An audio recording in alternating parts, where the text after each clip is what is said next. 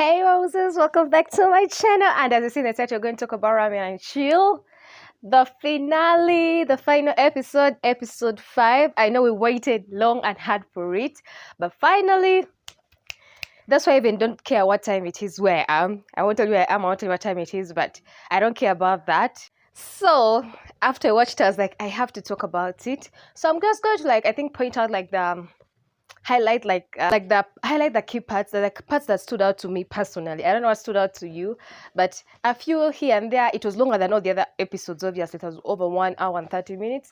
The other ones kept on being between 1 hour and a couple of few minutes after that. But okay. So of course it just jumped in oh, the guys are moving out, the babes are moving out. And I'm like, oh, the girls look nice in all black. I'm like, did they tell them to pack something black? Or it was something that, oh, every girl has to have that little black dress or something black in their suitcases. And they just whipped it out for that dinner. But it's the final dinner. I'd like to call it the last supper. Okay. I don't want to be so cliche. Of course, the first thing that happens they have all sat at the dinner table and then they go oh, explain your outfit. And I'm feeling cringe. I don't know, if I was at that dinner table, I'd feel cringe. But it wasn't it was a cringe moment. I'm saying personally how I would feel I'm oh, I don't want to do this. I don't want to do this. But obviously they did. Everyone explained the outfits, blah, blah, blah. Everyone was just most casual about it. It was only Dan, who had a different look for once. I wasn't putting on his shades. I was like, thank God. And you look much better, Dan, without shades. That Clark Kent thing was looking good on you. That stood out for me. I remember that very well. I'm like, yeah, okay, nice going. I see you, okay. And then something else that stood out to me is the part where they're showing us the guys, I think, talking alone in their quarters, where they were sleeping, and they're trying to set up Changa with Tiffany, because I kept saying when you go to the dinner table sitting, you're going to make sure you leave the space for you to sit next to Tiffany, blah blah blah, at least sit in between them and KJ. What and the guys were like, oh, we have you, dude, you're supporting. I'm like, okay, interesting. It's most of the guys wanted Tiffany and Changa to have something going on over there. I don't really care much about those people. I'm like, whatever comes, whatever happens, we'll just have to go with the flow. I'm just here for the drama. I'm here to swallow it all up, and that's what's going on here. But then at this point, I was also wondering, will it work? Will that blocking, intercepting, everything, will it work? Will it change Tiffany's mind? Because as I remember the previous episode, she was Tiffany became more drawn and attracted to KJ, even though she hung out with Changa. So will it work? Leave the question mark there. Moving on, they ask someone to stand up and give a speech for the final dinner, and everyone picks Dan. Dan is busy picking KJ, but in the end, Dan has to make the speech. According to me, I think that the speech was short and sweet enough. Nothing bad. It was just a nice speech for that particular moment. Not a big deal. So here we go find out that they were told to write not anonymous letters. They're told to write letters without revealing who they're writing the letter to. So in this scenario, most times it's oh, you get a letter, you don't know who has sent it. But this time it's this scenario. We know who the writer is. We just don't know who they were writing to. That's what it is. And now everyone is sitting by and everyone has to read out their letter that they wrote without actually mentioning who it was for or who they wrote the letter for. And summary, I'm going to just talk about what I thought about the letters. I thought Minja's letter was a lovely letter, very lovely letter. Erica, it was very short, and I feel it was more directed to the ladies, if not to Bella in particular, but basically to ladies. I don't feel it was for any guy. Maybe I'm wrong about that, but that's what I thought about Erica's letter. As for Dan, yeah, it was a poem. It was cheesy, but it's a pass. I'll give it a pass. And then before you go into Tiffany's letter, there comes something hey, you Dan, sorry, David is you guys have to check out something. I think something they didn't show us before, some footages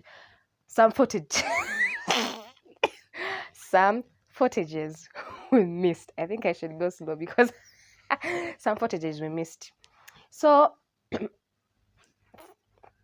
we have Bella, Erica talking, Bella, Tiffany, Erica, the whole bunch, and it's about KJ, whereby, okay, now Bella reveals that, yeah, her first night with KJ in the Ramyun and Chill room, they made out.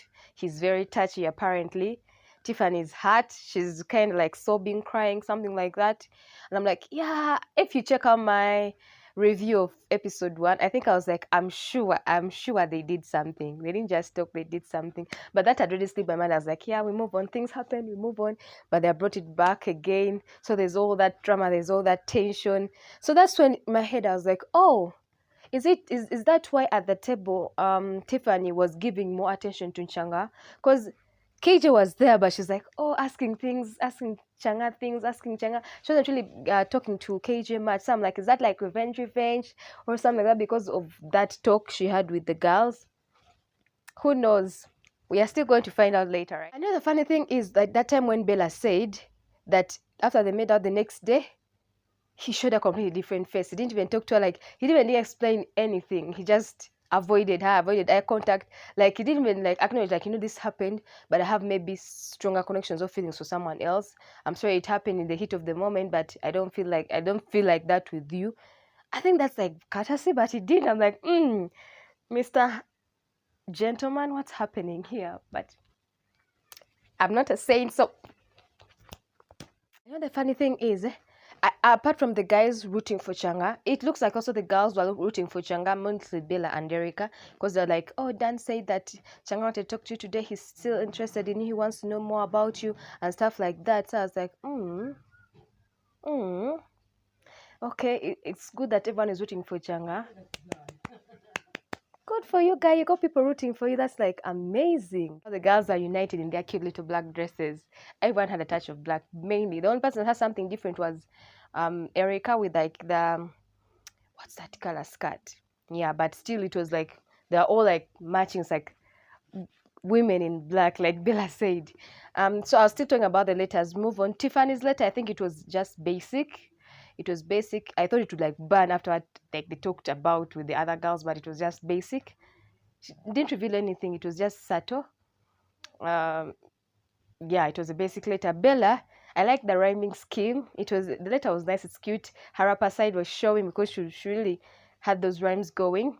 And then Sabrina, I think Sabrina's was cutesy and playful. I like that as well. And then Chan was a wholesome letter. I'm like, oh, guy seems to really be talking from his heart. It was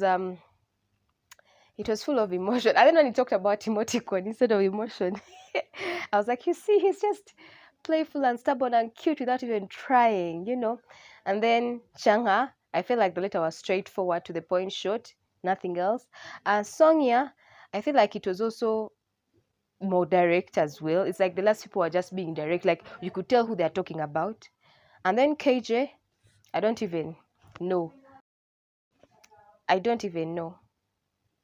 So basically, that's what I think about the letters.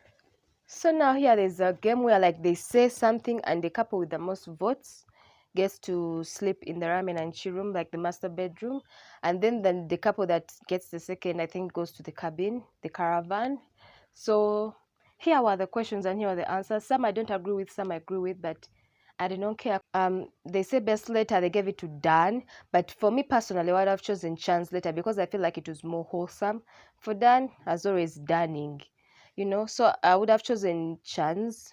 Best dress, they chose Erica, but I wouldn't have gone for Erica, honestly. I wouldn't have gone for Erica. I would have gone for either Changha or Sabrina or Bella, one of the three, but Erica was not in my head. But the corset thing, I think, is in style. I don't know. I'm just using what I'll be comfortable in myself. Most friendly Dan. Yeah, I wouldn't like disagree. I'll be like, yeah, biggest flat KJ. I knew he would get that, so I wasn't also like shocked when that happened. Most unforgettable Bella, like OV, it was Bella. And the biggest gossip Dan. I know what to think about that, but I didn't have anyone in my mind when they asked for best gossip. So yeah, and then the last two questions are the ones that would lead to who goes to the Ramyun and Chill room, the master bedroom or the caravan. So the first question was the couple with the strongest bond. Everyone knows, Sonia and Minje. So that one I was like, it has to be Sonia and Minje. And luckily they won, so they got to go to the master bedroom in Ramyun and Chill. And then the next question was like, couple that deserves more time in the Ramyun and Chill room. In my head, I was like, Bella and Dan. I don't see any other. But yeah, Bella and Dan. I would have actually chosen like, yeah, Bella and Dan. But then it ended up going to Chan and Sabrina, which was shocking because there's nothing there. There's nothing. It's not like they're going to make out from there. They're not. There's nothing there. They're just friends and they could do that anywhere. But what they just had to go and enjoy like the ramen and chill room anyway. Let them just go experience what it is like to be in the ramen and chill room. Oops, sorry. You know, another thing that is irrelevant right now is the fact that Chan kept on calling for Tiffany and Cage. I'm like, give it up already. He was so invested in Tiffany, and but it is what it is. It is what it is. He's just innocent. Chan is so innocently innocent. I don't even know which other word I can use to describe Chan in this scenario. But then I find out later on that Erica and Chan, what's going on? Like, I didn't see that coming. When? How? Where? But the guys are talking about it. Erica is talking about something like, oh, it has to be something because they don't show everything in these cuts and edits. Some things are left out, and we are probably missing things behind the scenes. So I'm like, okay, maybe there's something there because if Erica has talked about it and then three of the guys are talking about it, and also it looks like Chan had a hard decision deciding whether he liked Sabrina or Erica more. Yet he was like, oh, you're the best dressed because, you know, you look like a K-pop idol. Leaving those eyes. I'm like, okay. So in my head, I'm like, will Chan end up hurting someone?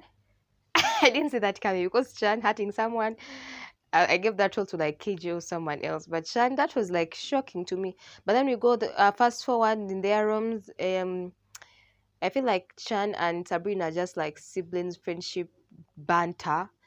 There's nothing much going on there. But then when you see Sonia and Minji, they're having fun, partying, smooching here and there, okay, like pecking here and there. The bathroom. Did you do something in the bathroom? Yeah. Probably did without music. Probably did with a bathroom party. No one is a kid here. We know what went down, but we are all adults, okay? With consent, good to go. From that, we just cut. People arm wrestling. Oh, then I'm like, I think it's now done because like, what do you think? What any final things? Asking everyone. Fast forward the next day, and then it turns out that the guys, it's not the women choosing, the men have to go and choose someone to go home with. If you get rejected, you're going home. If you don't get chosen, you're going home alone. The ones that are accepted, they go home as a couple. In my head, I'm like, I'm sure like Sonia and Minji are obviously going to go together. But the other people, I'm not sure. I didn't know anything. So the final picks happen. The first person that has to pick is Minji, obviously. I see Mo, he's contemplating. I'm like, what are you contemplating around, my man? What are you contemplating about, seriously? And then he runs. My man runs. He runs to get his princess. And obviously he goes to Bella and Sonia's room, greets them like a man he is, and then asks, oh, Sonia, do you want to ramen and chill? Do you? Of course she allows. That's our first couple we have. Second one is Dan. Dan being Dan, dramatic, overly dramatic over nothing. He's always dramatic over different things, right? Dan goes to Sabrina and Tiffany's room. Dan is asking Sabrina. I didn't see that coming. I was shocked. Shooketh. But if karma is not anything, he gets rejected. And I was pleased. I'm like, yeah, you deserve that. You reap what you sow, my man. You reap what you sow. So yeah, the second people, Dan got rejected by Sabrina of V. Then the third person that comes is Changha. I know who Changha likes. Has been liking one person like forever. Obviously, is going to ask Tiffany. Tiffany says no. That's another person rejected, which means Dan, Changha are going home alone. Fourth person to come out is KJ. We all know where he's going. The most popular room, Tiffany and Sabrina's room. He goes to Tiffany and Sabrina's room. I thought he was going to ask Sabrina. They got me there because it was like, but as Jen said, it was just a big gesture. And then he asks her to Ramyun and Chill, and she allows. That's our second couple of the night, of the day, that is living together, obviously, KJ and Tiffany. And then for the fifth person, it's Chan. And I'm like, now Chan, who is Chan going to pick? Who's Chan going to pick? Sure, he goes to. It's like Erica was sleeping alone. He's going to Erica's room.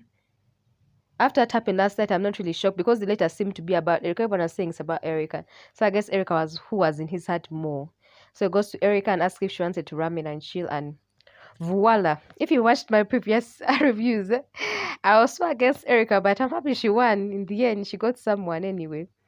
I hope I'll just go and stalk them. I cannot stalk, but I want to see if after, how we watch these shows and then after like a year, if a couple is still together, like from these dating shows. That's what I want to, like, I want to check after like some time. I go check up their Instagrams or not and see, like, are they still together? Because there's some people I'm really doubting, not in a bad way, but impossible things happen. So prove me wrong. But when I come next time, I'm just seeing couple goals. Couple goals. Here, there, couple goals. But anyway, we had three couples and four people go home alone. Bella, Sabrina, Dan, and Changha. My girl Bella deserves better. I think that's what I'm going to say about that. But Dan being done at the last moment. I don't even know. I don't have words for Dan. I think Dan just was just when they are to be dramatic. There's always that one person who's never serious, just for fun, just for. I don't even find he has a girlfriend out of the show or married. Joking, I'm just joking. Don't come for me. But yeah, that's it for today. Thank you very much for watching. I'm in your girl Rose Basemera. Don't forget to like, comment, share, and subscribe. Bye.